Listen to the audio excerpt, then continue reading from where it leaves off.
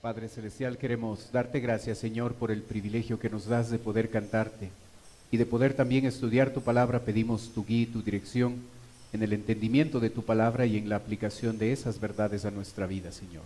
Oramos en el nombre de Cristo Jesús. Amén. Muy buenos días, tomen asiento, por favor. En su Biblia, Lucas capítulo 16, por favor. Lucas capítulo 16.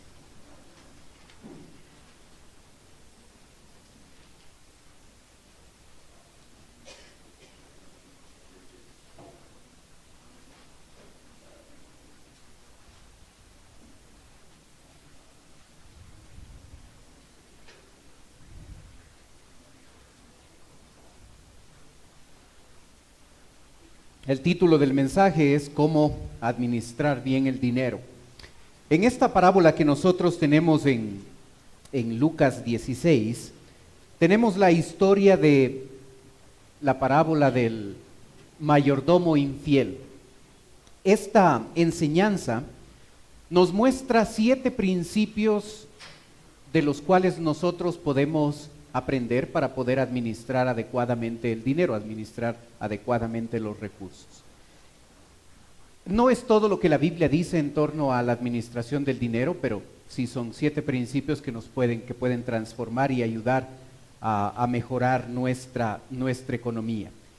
El primer principio es que la Biblia define roles muy bien específicos. Observe versículo 1, por favor. Dice: dijo también a sus discípulos: había un hombre rico que tenía un mayordomo, y éste fue acusado ante él como disipador de sus bienes.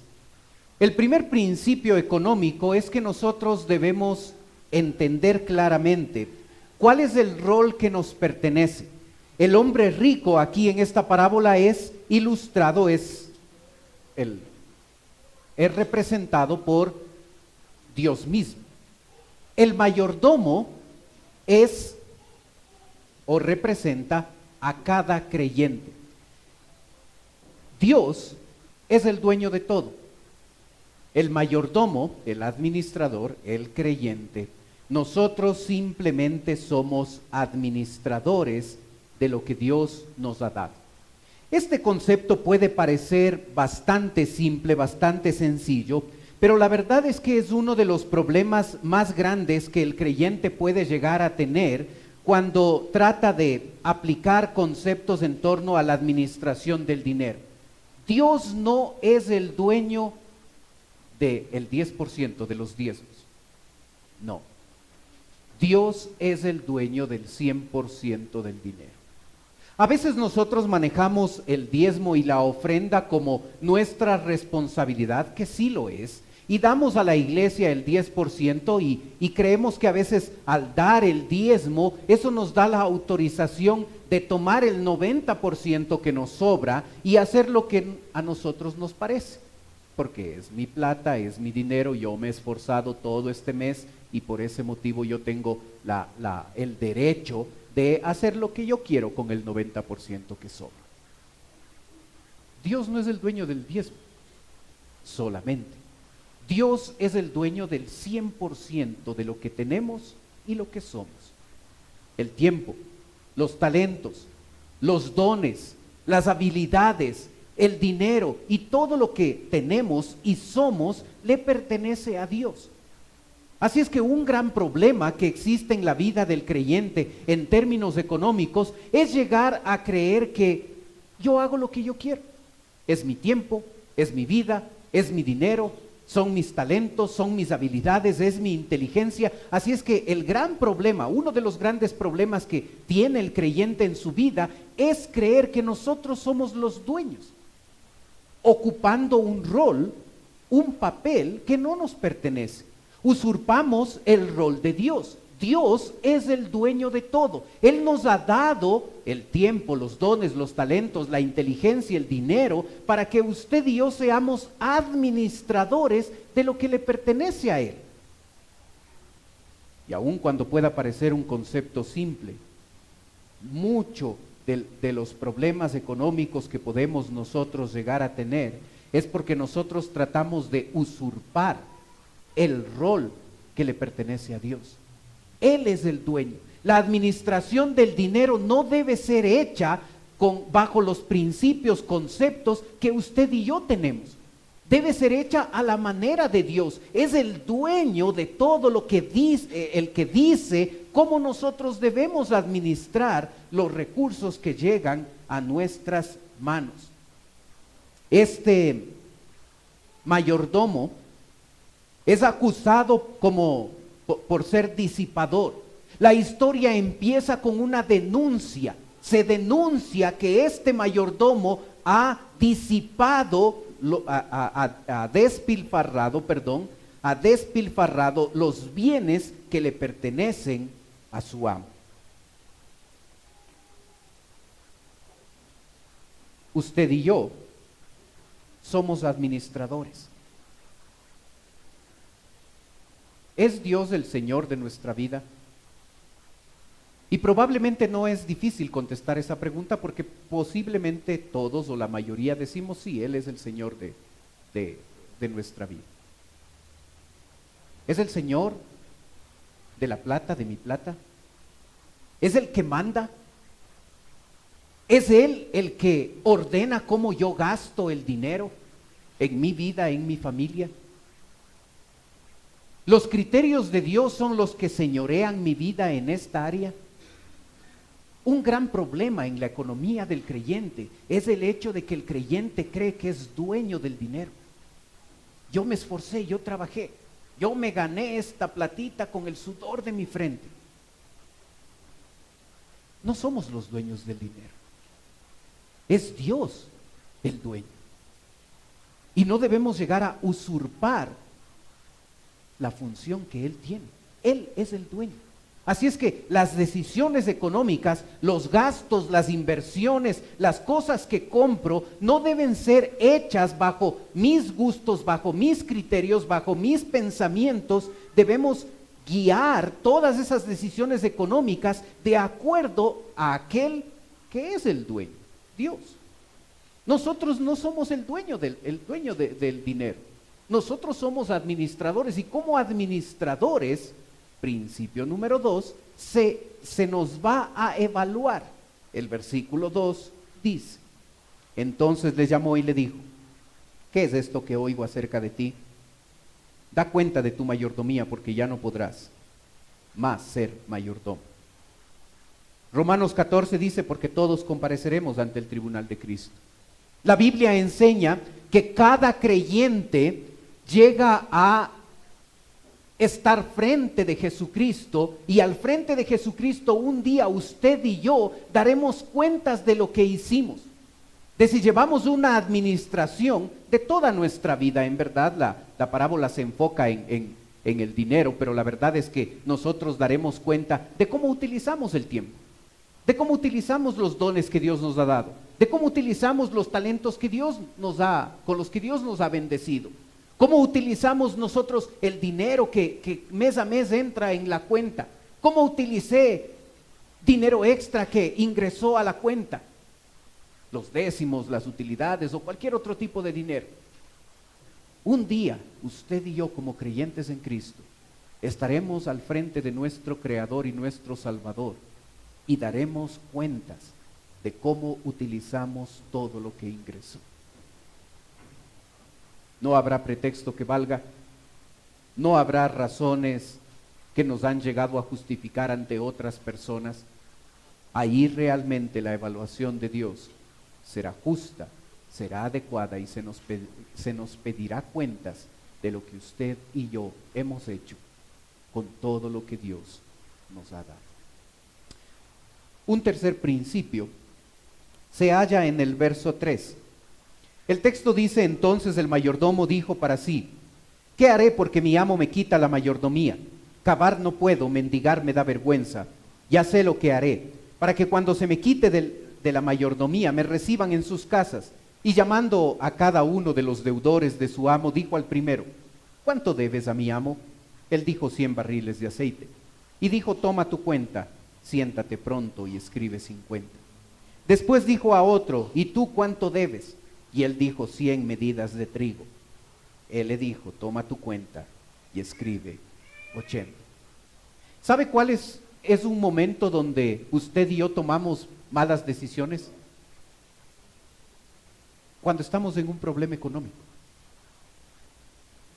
Este mayordomo llega a ser evaluado y le llegan a decir a este mayordomo: hasta aquí tú vas a ser mayordomo. Están botándole del trabajo, como a muchos en algún momento puede habernos pasado. Está perdiendo el trabajo. Le están diciendo que por ser un mal administrador le despiden, así es que está pidiéndole el amo que dé cuentas de la mayordomía porque ya no va a poder seguir trabajando como mayordomo. Recuerde que la función de mayordomo es mucho más que la definición que viene a nuestra mente cuando nosotros escuchamos esa palabra mayordomo. Mayordomo era un gerente de la casa. El mayordomo tenía gente a su cargo, tenía personas, las personas que hacían la limpieza, que compraban los víveres, que preparaban los alimentos para esta familia rica. Toda esa gente estaba bajo la dirección del mayordomo. El mayordomo recibía todo el dinero, todos los recursos que el amo poseía y debía administrarlos de manera adecuada, debía pagar las cuentas en el momento justo, debía repartir la comida a la familia y a los empleados de manera adecuada. Era una especie de gerente. De hecho, era la mano derecha del dueño. Era un cargo de bastante responsabilidad y bastante confianza. ¿Cuándo tomamos decisiones equivocadas? Usualmente cuando estamos en problemas económicos.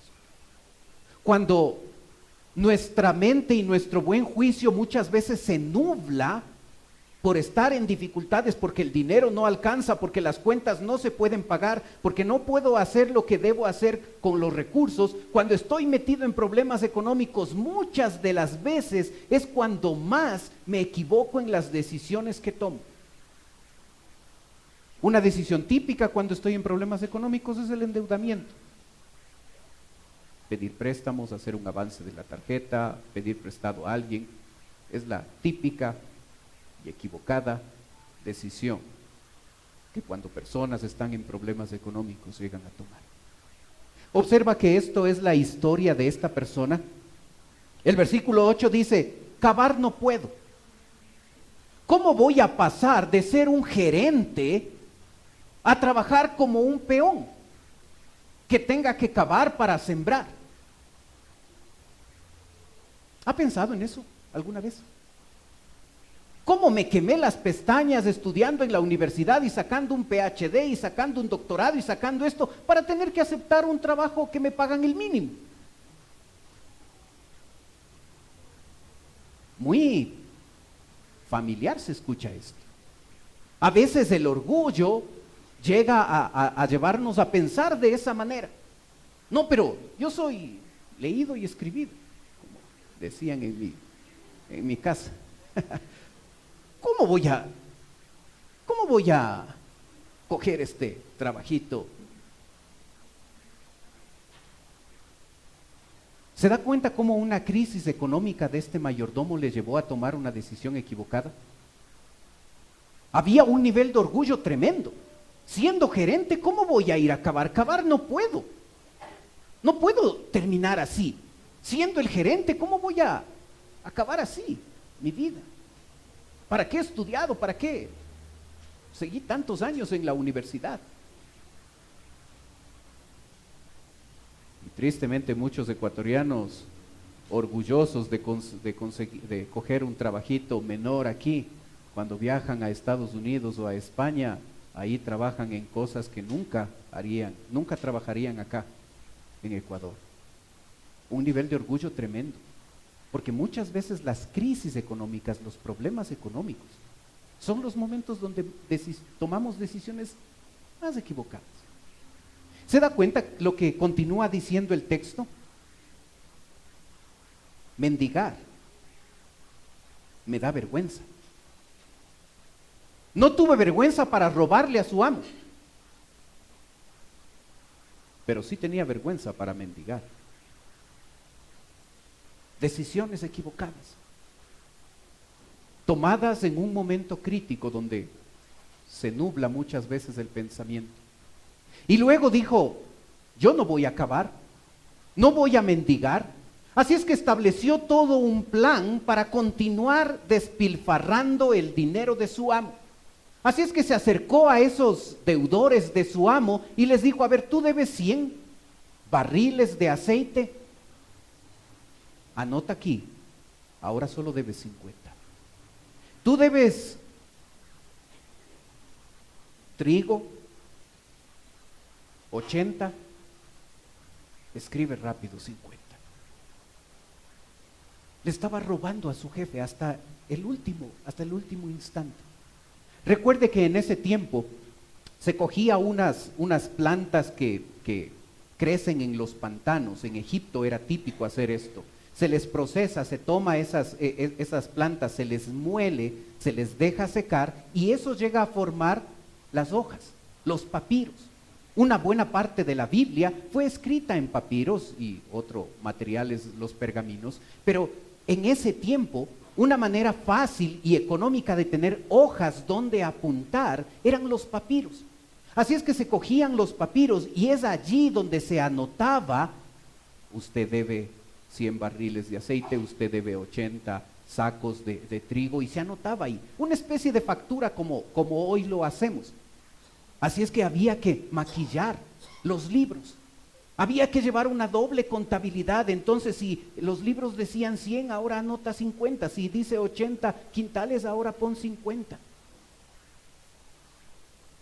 Decisiones equivocadas y pecaminosas, surgidas de un problema económico.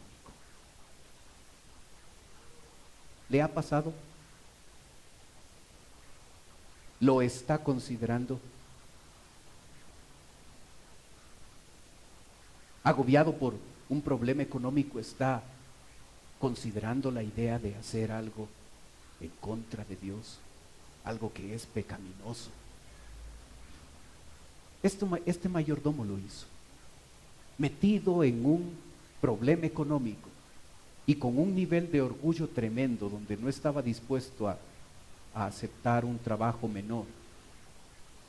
Le fue buena idea robarle a su propio jefe otra vez. Un cuarto principio se encuentra en el versículo 8. Y alabó el amo al mayordomo malo por haber hecho sagazmente, porque los hijos de este siglo son más sagaces en el trato con sus semejantes que los hijos de luz. Y yo os digo, ganad amigos por medio de las riquezas injustas, para que cuando éstas falten, os reciban en las moradas eternas. Este pasaje que acabamos de leer es uno de los pasajes en la Biblia que tienen cierta dificultad para poder entender. Todo estudiante de la Biblia, todo estudiante de instituto, se le enseña que cuando hay un pasaje difícil de comprender, debemos ir al resto de la Biblia y analizar un pasaje con difícil interpretación del mensaje total que la Biblia da. Tomando en cuenta ese principio, nos damos cuenta que el amo alaba la sagacidad, la astucia de este mayordomo. No está alabando el robo y el mal proceder de este mayordomo. No está diciendo que el mayordomo hizo bien al alterar los libros y alterar la contabilidad. Lo que el mayordomo está alabando es la astucia, la sagacidad con la cual este hombre, estando en un momento difícil, en un momento crítico en su vida, llega a actuar con mucha astucia, y esa astucia es la que se llega a alabar. No el acto en sí. El acto era pecaminoso, era un despilfarrador y había decidido robarle nuevamente, alterando los libros a su jefe. Eso es condenable, eso es pecaminoso, eso es incorrecto. Lo que alaba el amo es la sagacidad, es la astucia con la que este mayordomo está actuando. La frase riquezas injustas debería ser entendida como riquezas temporales. El pasaje nos habla de la temporalidad del dinero. El dinero solo va a funcionar para nuestro beneficio mientras estemos aquí en esta vida. Cuando usted y yo partamos de esta vida, el dinero no nos va a beneficiar. Otros se van a beneficiar. Quizás otros se van a pelear por lo poco o mucho que hemos acumulado. El dinero es temporal. Es importante, es necesario. La Biblia nos habla de que debemos ser buenos proveedores, pero finalmente el dinero es algo temporal. Los hijos de este siglo, es decir, los incrédulos, muchas veces son más sagaces que nosotros, los hijos de luz, en el uso de este dinero, de este recurso temporal. Es lo que se está tratando de decir en el pasaje. ¿Cuánto del dinero que ingresa en nuestra cuenta tiene un rédito eterno? Hermano, ¿cuáles son sus inversiones? Pastor, yo no tengo inversiones y con las justas sale a final del mes. Yo no invierto, yo no ahorro, yo no avanza el dinero para eso. A veces esa es la realidad de muchos. Hay unos pocos que sí invierten. Y yo pregunto, ¿esa inversión es temporal? ¿Va a durar solo hasta que usted o yo nos muramos? ¿Partamos de esta tierra? ¿O esa inversión tiene un matiz eterno? Los diezmos y ofrendas son una manera eterna de invertir el dinero. No es la única, pero es una manera de invertir el dinero. Lo que se hace con los diezmos y ofrendas es apoyar para abrir otras iglesias y otros lugares donde la palabra de Dios pueda llegar y donde otras personas que no conocen del Señor puedan saber de Él. Y esas personas que reciben a Cristo, su vida no va a terminar cuando se muera.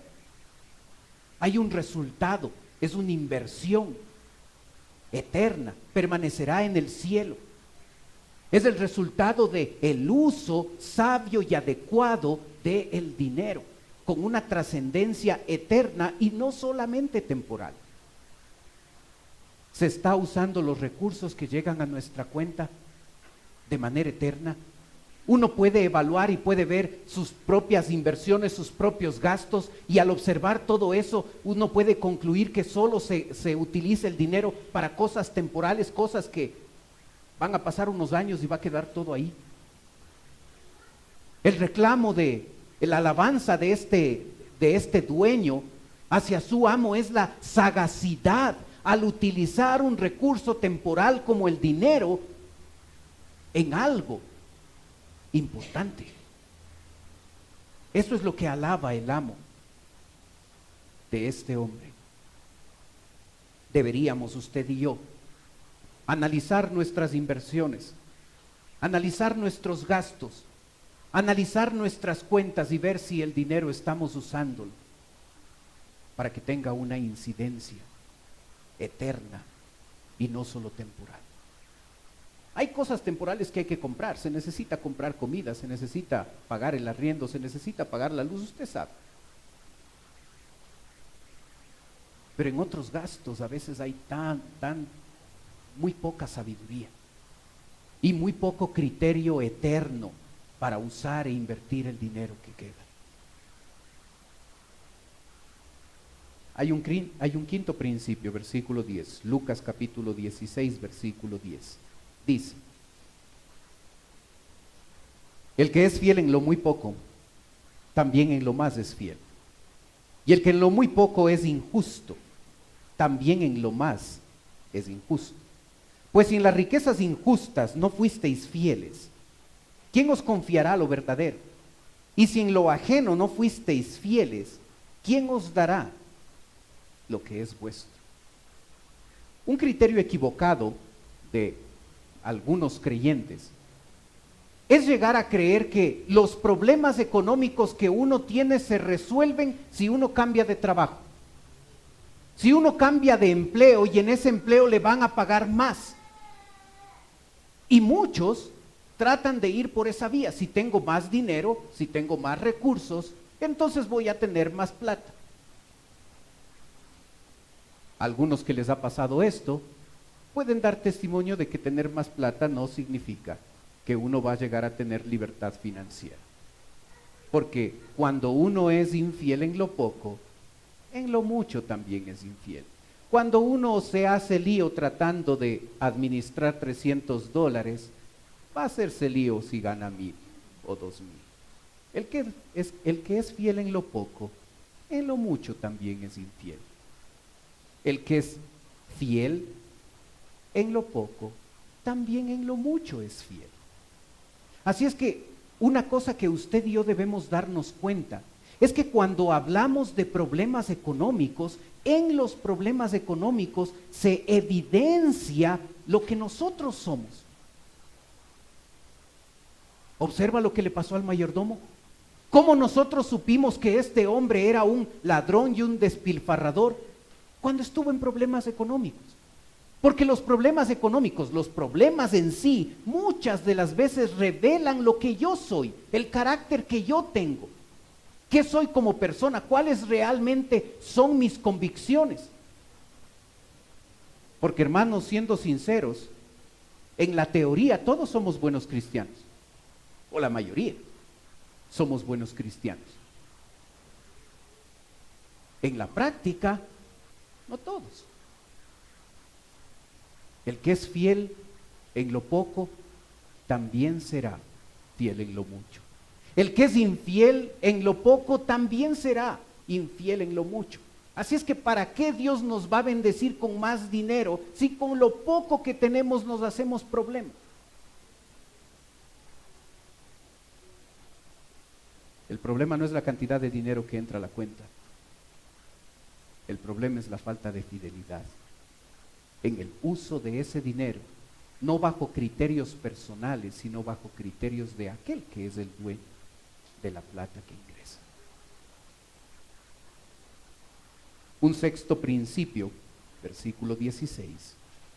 Ninguno puede servir a dos señores, porque o aborrecerá al uno y amará al otro, o estimará al uno y menospreciará al otro. No podéis servir a Dios y a las riquezas. Estas palabras de estos versículos debieron caer como una piedra en la cabeza de aquellos que estaban escuchando. Porque uno de los conceptos equivocados que tenía esta gente que le estaba escuchando a Jesucristo es creer que aquella persona que tiene plata, que era rica, automáticamente era rica esa persona porque Dios le estaba bendiciendo. Eso no siempre es así. La gente rica no tiene dinero necesariamente porque Dios le está bendiciendo. Y era un problema en los conceptos que manejaban en ese momento, porque automáticamente la persona veía a un hombre rico y la conclusión a la que llegaba es que este hombre estaba bien con Dios, era fiel al Señor y Dios por eso le estaba bendiciendo por vivir de esa forma. Eso no siempre es así. A veces es lo opuesto. La riqueza no necesariamente es un indicativo de que la vida espiritual está bien. Al mismo tiempo, la pobreza no es un indicativo de que la vida espiritual está bien o está mal.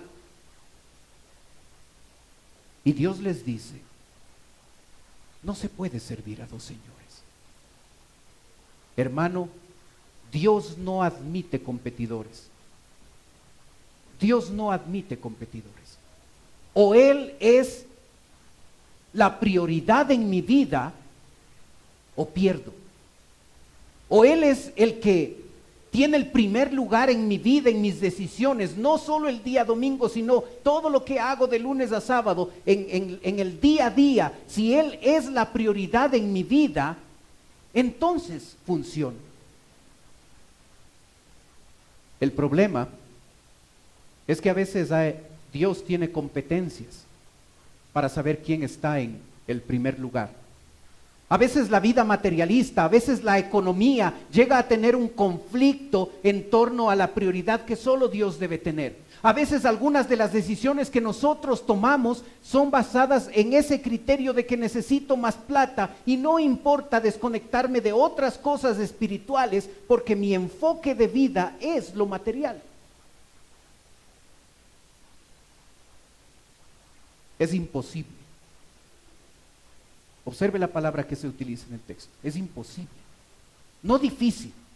Es imposible servir a Dios y servir al mismo tiempo a las riquezas. El dinero sí es necesario. La Biblia sí nos habla de que nosotros debemos ser buenos proveedores para nuestra familia. La Biblia sí honra el trabajo, sí tiene un enfoque de poder ser diligentes en esto.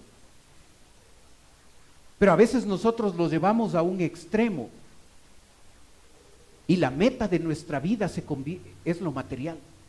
Estudio en universidad porque lo material es lo más importante. Hago esto o aquello con mi tiempo porque lo material es importante.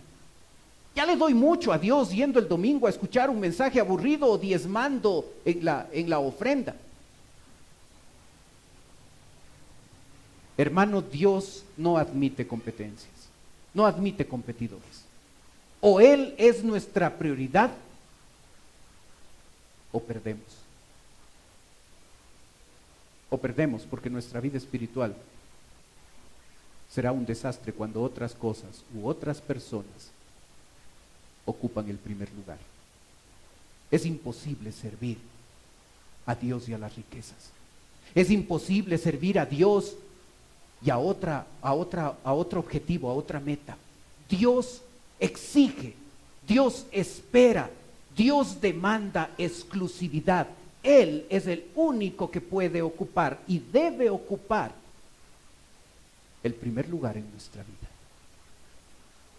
Si no, perdemos. Un último principio, versículo 14. Y oirán también todas estas cosas los fariseos, y oían también todas estas cosas los fariseos, que eran avaros, y se burlaban de él. Entonces les dijo: vosotros sois los que os justificáis a vosotros mismos delante de los hombres, mas Dios conoce vuestros corazones, porque lo que los hombres tienen por sublime, delante de Dios, es abominación. Como puede ver en la pantalla, la palabra avaro tiene la idea de ser un amante del dinero. Una persona que prioriza el dinero en su vida. El detalle interesante es que después de haberle escuchado a Jesucristo enseñar esta parábola, la gente que tenía el dinero como su prioridad de vida no cambió. Salió exactamente igual. Salió peor que al principio. Salieron burlándose como si los conceptos económicos que Jesucristo estaba compartiendo aquí no servían para nada, y ellos salieron con la idea de continuar administrando el dinero como a ellos les parecía bien. ¿Sabe? Hay creyentes que nunca quieren cambiar en esta área. No importa cuántos mensajes uno puede escuchar en cuanto a la administración del dinero y cómo llevar la economía de acuerdo a la perspectiva bíblica. Hay creyentes que nunca quieren cambiar en esto. Les puede parecer hasta interesante estos 7 conceptos económicos, pero esto no va a ser parte de mi vida. Es mi plata y yo decido cómo gastarla. Es mi plata y yo soy más sabio que Dios, así es que yo voy a usar mis criterios personales para administrar el dinero que entra. Hay gente que nunca quiere cambiar en esta área de su vida. Y estos fariseos que se acercaron a escuchar la parábola que Jesucristo relató, eran de ese grupo. No quisieron cambiar. Salieron más bien burlándose. Salieron más bien teniendo en poco los conceptos que Jesucristo había compartido con ellos. Y yo me pregunto, ¿qué de nosotros? ¿Cómo usted y yo vamos a salir después de ser confrontados con 7 principios económicos? ¿Qué va a pasar de aquí en adelante. Si un creyente es buen administrador del dinero, sígalo haciendo bien. Pero si uno se da cuenta de que en esta área del dinero uno ha tenido más fracasos que triunfos, aquí están 7 principios bíblicos que funcionan. Usted y yo podemos seguir administrando el dinero a nuestra manera. Y podemos mes a mes preguntarnos por qué no nos avanza el sueldo. Y mes a mes, antes de llegar a fin de mes, podemos tener una tremenda ausencia de paz porque no sé cómo cubrir esta deuda, cómo cubrir esta responsabilidad.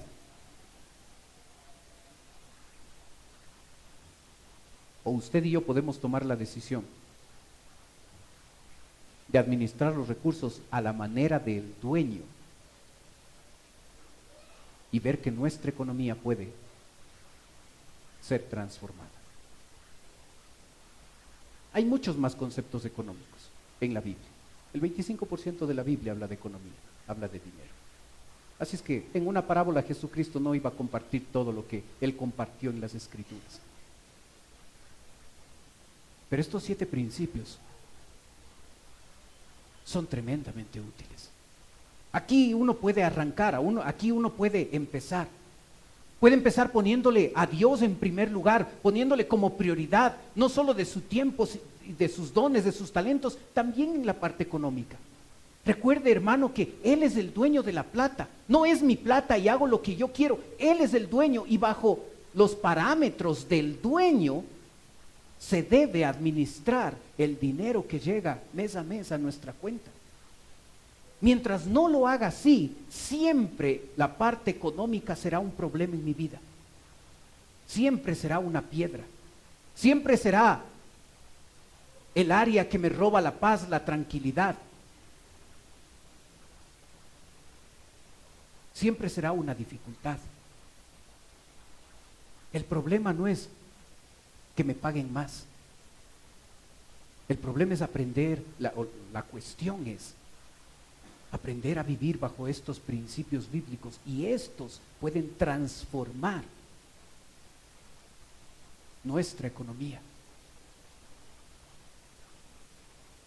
y que no nos robe cada mes la paz y la tranquilidad, sino que podamos ver cómo Dios bendice cuando uno vive de acuerdo a los principios bíblicos.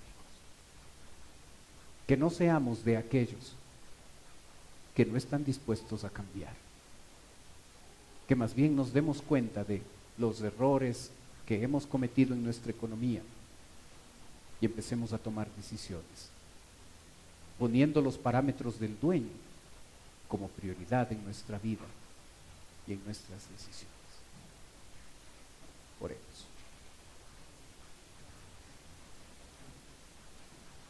Padre Celestial, queremos darte gracias, Señor, por tu palabra. Gracias por lo que nos enseñas en ella. Padre, ayúdanos a darnos cuenta que a veces nosotros descuidamos estos principios, que para algunos o para muchos son tan conocidos. Ayúdanos, Señor, a recordar que tú eres el dueño de todo lo que tenemos, de todo lo que somos. Ayúdanos a darnos cuenta que un día tú vas a pedir cuentas de la administración. Ayúdanos, Padre, a ser fieles en lo poco. Ayúdanos, Señor, a darnos cuenta que este tema económico se maneja bajo tus principios, no los nuestros. Ayúdanos a no permanecer con un corazón duro en torno a este tema y seguir haciéndolo a nuestra manera,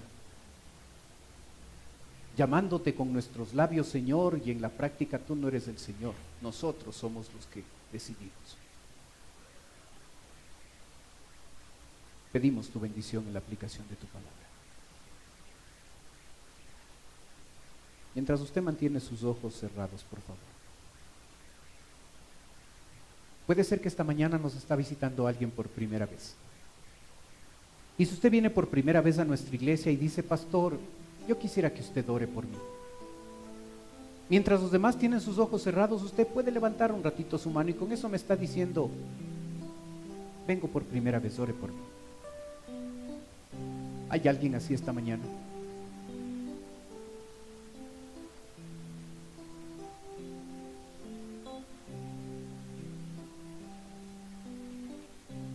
Padre Celestial, te damos gracias por lo que tú nos enseñas. Gracias porque al resumir la administración del dinero, tú nos dices, más buscad primeramente el reino de Dios y tu justicia. Y todas estas cosas os serán añadidas. Ayúdanos a poner en primer lugar lo que debe estar en primer lugar. Ayúdanos a ponerte a ti en el primer lugar. Ayúdanos a buscar primeramente tu reino, tu persona, tu programa, tus metas, tus sueños. Pedimos tu bendición en la aplicación de tu palabra en nuestra vida. Oramos en el nombre de Cristo Jesús. Amén. Puestos de pie, cantemos, por favor. Busca primero el reino de Dios y su justicia perfecta, y lo demás añadido será. Aleluya, aleluya.